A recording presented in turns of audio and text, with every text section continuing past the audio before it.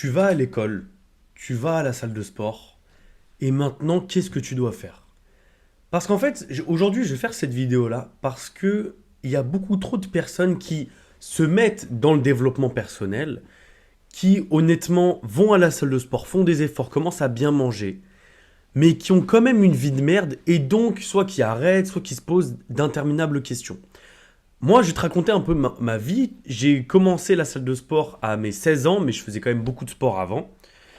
Et donc, à mes 16 ans, j'allais au lycée, à la salle de sport, et je faisais rien entre les deux.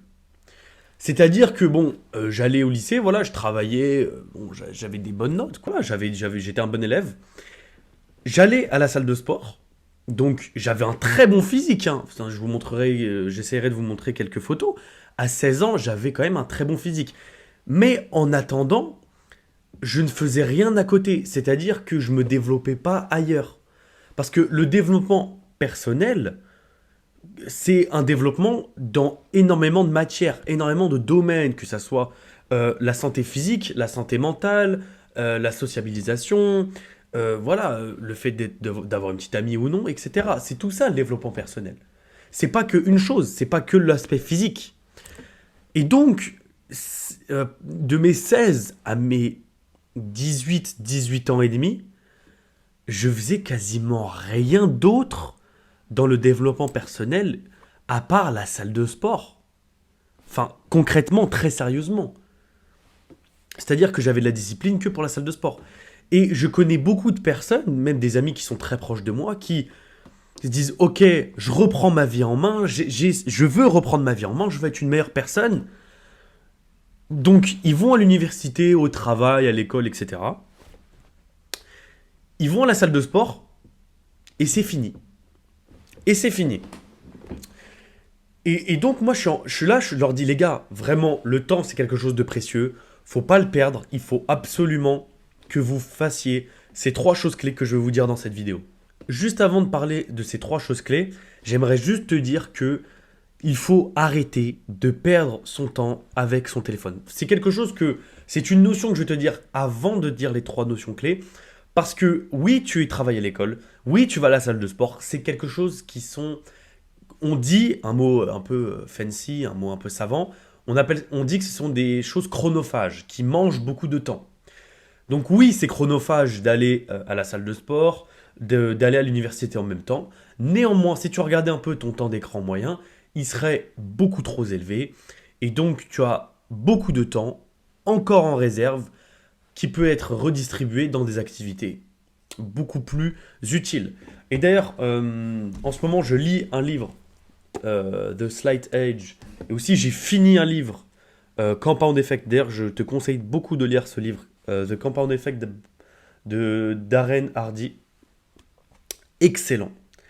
Excellent livre. Et en gros, ces deux livres se ressemblent un peu parce que ils se ressemblent un peu dans le. Peut-être que j'ai tapé le micro. Mais ils se ressemblent un peu dans le domaine où, en fait, ces livres t'expliquent que dans la vie, euh, la recette un peu secrète de la vie, c'est en soi avoir des habitudes, avoir une mentalité, un comportement et des habitudes, et des bonnes habitudes que tu répètes à la longue. Sauf qu'en fait, des habitudes que tu répètes à la longue peuvent autant t'emmener très loin dans la vie, hein, aller à la salle de sport, travailler sur un business, etc.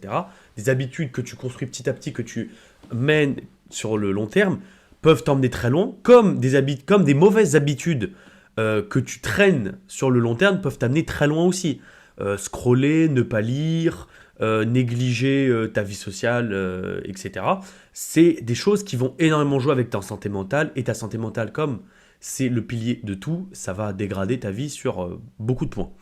Donc bref, tout ça pour te dire que les habitudes peuvent autant t'emmener très loin dans la vie comme très bas dans la vie. Donc voilà, comprends ces choses-là et lis The Compound Effect. Tu vas à l'école, tu vas au sport, et maintenant qu'est-ce que tu dois faire? Trois points que je vais te dire dans cette vidéo. Le premier point, travailler sur un projet, un objectif. C'est-à-dire que bon, c'est un peu vague, travailler sur un objectif, travailler sur un projet, c'est un peu flou. Néanmoins, travailler ne veut pas forcément dire absolument savoir ce que tu veux faire, etc. Est-ce que, premièrement, tu sais ce que tu veux faire un peu plus tard dans la vie? Qu'est-ce qui te plaît? Qu'est-ce que tu voudrais faire à côté de tes études? Voilà, une chose assez simple. Moi, par exemple, j'adore YouTube, c'est quelque chose que j'ai beaucoup envie de faire. Donc c'est pour ça que je publie mes vidéos. Voilà, avant j'étais en vacances, maintenant je me remets sur YouTube. Et dans les mois qui vont suivre, je vais me mettre encore plus sérieusement sur YouTube. Donc c'est des projets, c'est quelque chose que j'aime énormément. C'est un projet que je travaille dessus. Mais tu peux par exemple, pour moi, hein, dans la notion de travailler sur un projet ou un objectif, il y a une notion de productivité. Est-ce que tu es productif dans tes temps morts ou est-ce que, encore une fois, tu perds ton temps sur ton téléphone, à jouer aux jeux vidéo, les réseaux sociaux ou je ne sais quoi? Travailler sur un projet, etc., ça peut être lire un bon livre. Parce que si tu lis un livre de développement personnel comme celui-ci, ou comme j'en ai tant d'autres là dans mon armoire, au bout d'un moment, ton cerveau va réfléchir. Au bout d'un moment, tu vas trouver des choses à faire, tu vas te renseigner, tu vas peut-être t'inscrire dans une communauté, je sais pas, d'e-commerce, de marketing, enfin, des choses comme ça, tu vois ce que je veux dire ou pas? Donc, pour moi, il faut que tu sois productif. Ça peut être dans le fait de travailler, encore une fois, comme je te l'ai dit, sur un projet. Moi, mon projet, c'est YouTube. Tu as peut-être un projet qui peut être faire du copywriting, faire de l'e-commerce, faire du marketing, démarcher des gens, être monteur YouTube, etc. Ça peut être plein de choses. Comme ça peut être dans la productivité. Lire des livres. Ça peut être lire des livres, ça peut être écrire ses objectifs, etc. Est-ce que tu es actif dans ta vie ou est-ce que tu es passif dans ta vie? C'est ça la chose. Et moi, ce que je te préfère, oui, lire des livres, c'est sympa, etc. Mais je te conseillerais plus d'être actif. Avoir une chaîne YouTube, avoir peut-être un compte TikTok, développer des capacités, développer des skills que tu peux remettre plus tard dans ta vie professionnelle, etc., etc. Deuxième point, sociabiliser. Parce que oui, tu es dans tes études, oui, tu vas à la salle de sport, etc. Ça prend beaucoup de temps, je le sais, je le comprends. Moi aussi, je suis dans ce cas-là. T'inquiète pas, moi aussi, je vais à la salle de sport. Mais il est extrêmement important d'être sociable, d'être quelqu'un de sociable. Parce que, en fait, quand on se développe, d'accord, quand tu es dans le développement personnel, il y a beaucoup de gens qui vont dire de lâcher les amis, d'être tout seul, etc. Ce que je trouve extrêmement mauvais. Être tout seul n'est pas quelque chose de bien dans la vie. Loin de là. C'est quelque chose même d'extrêmement nocif. Je préfère largement sortir avec mes amis, boire une bière avec eux, sachant que je suis quelqu'un qui est extrêmement soucieux de sa santé. Je suis quelqu'un, tu peux savoir que je mange extrêmement bien, je suis très carré, etc. La salle de sport, les compléments alimentaires, voilà, mon multivitamine, mon ci, minéraux aussi, et ça. Je suis quelqu'un comme ça, hein. Je suis quelqu'un carré. Mais je préfère 10 fois plus sortir avec mes potes, prendre une pinte de bière, plutôt que de rester à la maison et scroller sur TikTok et regarder des TikTok, même de salles de sport, TikTok, développement personnel, etc. Je préfère largement prendre une pinte avec mes potes. Parce que être avec des amis, sociabiliser est, est un skills que tu dois avoir. Sociabiliser n'est pas quelque chose d'inné, c'est quelque chose qui s'apprend, c'est quelque chose qui... c'est une capacité qui s'apprend, c'est une capacité qui évolue avec le temps. Tu es plus ou moins bon à sociabiliser. Il y a des gens qui sont plus ou moins bons à attirer des filles. Il y a des gens qui sont plus ou moins bons à avoir des amis, à sociabiliser avec X ou Y personnes, à sociabiliser avec des plus vieux, sociabiliser avec des plus jeunes, sociabiliser avec des filles, avec des mecs, etc. C'est plein de capacités sociabiliser. Et il faut vraiment que tu prennes ça au sérieux. Il faut pas que tu es, oh voilà, j'ai l'école, je travaille, je suis sérieux à l'école. Oh, ok, voilà, voilà, j'ai ma salle de sport, etc. Je suis sérieux à la salle, j'ai ces deux choses-là, je fais plus rien à côté, je sociabilise plus, etc. Non, c'est faux. Il faut que tu sociabilises avec des gens, pas forcément qu'avec tes amis que tu connais depuis des années, mais n'hésite pas à être beaucoup plus sociable, n'hésite pas à aller en date quelques fois par semaine ou une fois par semaine, hein, c'est très plausible. Voilà, tu sors avec une fille une fois par semaine, c'est largement faisable, hein. Avoir une vie sociable est extrêmement utile. N'hésite pas à te faire de nouveaux amis, que ce soit à la salle de sport. N'hésite pas à aller voir cette fille qui est belle à ta salle de sport, à lui parler. Si ça donne rien, ça donne rien, au moins tu auras tenté. N'hésite pas à te faire copain-copain, même avec un mec à la salle de sport, ou quelqu'un que t'aimes bien dans ton cours de karaté, cours de MMA ou quoi que ce soit, tu vois. Donc, va, va sociabiliser un peu. J'en ai fait une vidéo, il me semble. Je te mettrai sûrement sur l'écran de fin la vidéo sur sociabiliser. Elle est extrêmement intéressante et c'est quelque chose que tu dois absolument pas négliger dans ta vie. Troisième point, et ce point-là, je l'aime beaucoup, le dad lore. Qu'est-ce que le dad lore?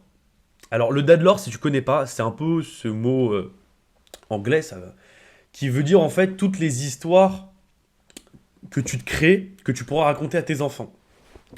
En gros, c'est tous les bons souvenirs, ou mauvais d'ailleurs, c'est toutes les histoires, toutes les aventures un peu que tu pourras raconter plus tard à tes enfants, ou des histoires drôles ou passionnantes à raconter, hein, que ça soit dans tout le spectre des émotions. Des histoires qui peuvent être très stressantes, très traumatisantes, des histoires qui peuvent être... voilà, j'ai fait une randonnée, c'était merveilleux, c'était très bien, il s'est passé ci, ça, ça. Donc c'est tout ce spectre d'anecdotes, d'aventures, de souvenirs que tu peux raconter aux autres. Et donc, moi je te conseille de faire du dadlore. Qu'est-ce que ça peut être du dadlore quand tu es en cours et quand tu es à la salle de sport? Le dadlore, ça peut être quoi? Le dadlore, ça peut être faire des quêtes secondaires, tu vois. Ça peut être par exemple, moi du dadlore, il y a un moment, une nuit, il y a mon pote qui m'appelle et qui me dit ouais, viens frérot, on prend nos vélos et on fait 50 kilomètres de vélo la nuit, by night. Et là, frère, tu vois, moi je suis là, il m'appelle, non, il était pas 3 du mat. Il devait être 1 heure du mat, tu vois, le mec il m'appelle et tout. Et je suis en mode vas-y chaud, pour le dadlore. J'ai dit ouais, pour le dadlore on y va. On a pris nos vélos, on a fait 50 kilomètres, on est passé par l'Arc de Triomphe et tout. Un moment, on a pris un tunnel. À la fin, moi, j'avais des crampes partout sur ma jambe. Je hurlais de douleur. J'ai hurlé de douleur à un moment parce que j'avais des crampes à la jambe. On est rentré, il faisait jour. C'était dingue. Dingue, vraiment. Mais c'était très bien, j'ai adoré. J'ai adoré. Et donc, c'est toutes ces choses-là. C'est toutes les anecdotes que tu puisses faire, même les petits voyages. Qu'est-ce qui t'empêche Qu'est-ce qui t'empêche, sérieusement, voilà, tu travailles sérieusement la semaine, tu vas à la salle la semaine, tu fais ta séance le samedi matin, et le samedi après, bam, tu prends le train, tu vas je sais pas où, tu vas dans une autre ville. Tu vas dans une autre ville, et t'essayes de dormir là-bas pour genre 30 balles. Qu'est-ce qui t'empêche de faire ça? Qu'est-ce qui t'empêche d'aller à l'autre bout? Par exemple, je sais pas, t'as des transports en commun, tu vois, t'es sur une ligne de train. Qu'est-ce qui t'empêche d'aller à l'autre bout de la ligne de train? Tu dis, ok, je vais dormir, je sais pas par quel moyen, je vais dormir quelque part et je rentre demain matin. Frérot, et même si t'arrives pas à dormir, t'es jeune, tu peux faire nuit blanche. Vraiment. Qu'est-ce qui t'empêche de faire ça? Qu'est-ce qui t'empêche? Sérieusement. Bam, qu'est-ce qui t'empêche? Hop, tu changes, tu sors de ta ville, tu vas ailleurs, tu rencontres de nouvelles personnes, tu rencontres des filles, tu fais ci, tac. Qu'est-ce qui t'empêche d'un coup? Tu te dis, ok, voilà, j'ai taffé, je m'habille, classe, costume, solo, je vais dans le palace de ma ville et je prends un petit cocktail là-bas, je vais rencontrer des personnes, je vais fumer un petit cigare avec X ou Y personnes dans un fumoir. Qu'est-ce qui t'empêche de faire ça? Qu'est-ce qui t'empêche de faire ces choses-là, d'avoir des histoires à raconter? Et je vais te dire quelque chose aussi. Toutes ces histoires que tu vas raconter aux autres, c'est des choses qui, premièrement, vont te permettre de faire des amis. Et deuxièmement, ça va, ça va énormément t'aider dans ta vie amoureuse. Pourquoi? Parce que avoir des histoires à raconter, les meufs adorent ça. Je peux te le dire, quand tu as des histoires à raconter en soirée ou quand tu es avec une meuf en date, etc., elles adorent ça. Les histoires croustillantes, les anecdotes, c'est 10 sur 10 à raconter en date. Donc voilà, c'est les 3 points extrêmement importants à faire après le fait que tu fasses des études et le fait que tu ailles à la salle de sport. Ces deux choses-là, encore une fois, aller à la salle de sport, faire des études, c'est des choses très très bien, mais c'est incomplet. Ces trois points-là sont des points que tu dois rajouter dans ta vie et qui vont être extrêmement utiles. Allez, on se retrouve pour une prochaine vidéo. Ciao, peace.